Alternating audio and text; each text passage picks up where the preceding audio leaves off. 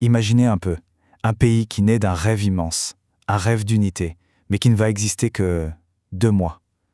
C'est l'histoire à la fois incroyable et tragique de la Fédération du Mali, une expérience qui a complètement redéfini l'avenir de l'Afrique de l'Ouest. On est dans la nuit du 19 au 20 août 1960. Et là, tout bascule. Le rêve, il s'évanouit.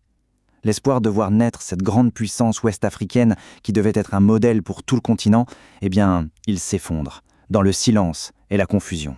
Alors comment on en est arrivé là? C'est la grande question.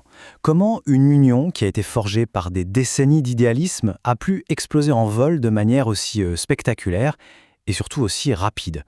Pour le comprendre, il faut revenir un peu en arrière, à la source même de ce rêve. Ouais, parce qu'avant d'être un échec, il faut bien comprendre que cette fédération, c'était d'abord et avant tout une idée.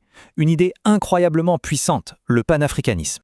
Et le plus fascinant, c'est que ce concept, il n'est même pas né sur le continent africain. Non, il a émergé bien plus loin, au sein de la diaspora. Il est né de cette expérience commune de l'esclavage, du colonialisme. C'était un appel, un cri pour la dignité et pour la construction d'un avenir commun. Et cette idée, elle va évoluer à une vitesse folle. Pensez-y, en moins de 50 ans, on passe d'une simple demande de droit au sein même des empires coloniaux à un véritable projet politique de libération totale. Et là, le congrès de Manchester en 1945, c'est le tournant. C'est là que des figures comme Kwame Nkrumah vont prendre ce rêve et le ramener à la maison, directement sur le sol africain. Et ce rêve, justement, après la Seconde Guerre mondiale, avec cette immense vague des indépendances qui déferle, il commence enfin à se concrétiser sur le continent. Là aussi, regardez la vitesse à laquelle ça va. C'est fou. En à peine 18 mois, on passe d'une conférence politique à la naissance d'un véritable État souverain. Mais cette rapidité, si elle montre l'immense espoir qu'il y avait, eh bien, elle masque aussi des failles, des fissures, qui vont se révéler mortelles. Et la faille principale, la voilà. La fédération est portée par 2 leaders immenses, charismatiques. Modibo Keïta pour le Soudan, qui est le Mali actuel, pour qu'on se repère bien, et de l'autre côté, Léopold Sédar Senghor pour le Sénégal. Le problème, ils n'ont pas du tout la même vision. Keïta, lui, veut un État unitaire, fort, très centralisé, d'inspiration socialiste. Senghor, à l'inverse, est plus modéré. Il défend une union beaucoup plus souple où chaque territoire garde son autonomie.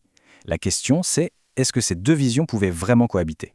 Alors forcément, ces tensions politiques, ces rivalités de personnes, tout ça va mettre la table pour une confrontation qui s'annonce inévitable et dramatique.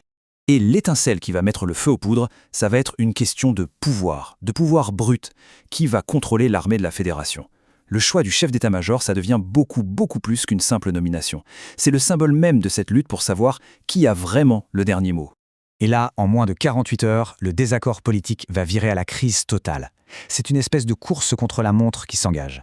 Keïta tente un coup de force, il destitue le vice-président sénégalais.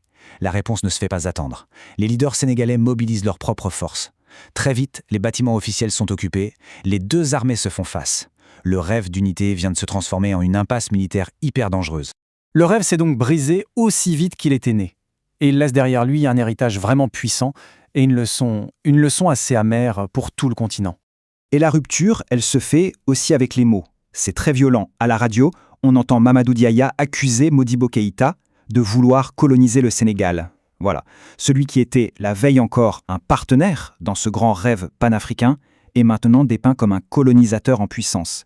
Les mots deviennent des armes qui vont sceller la séparation.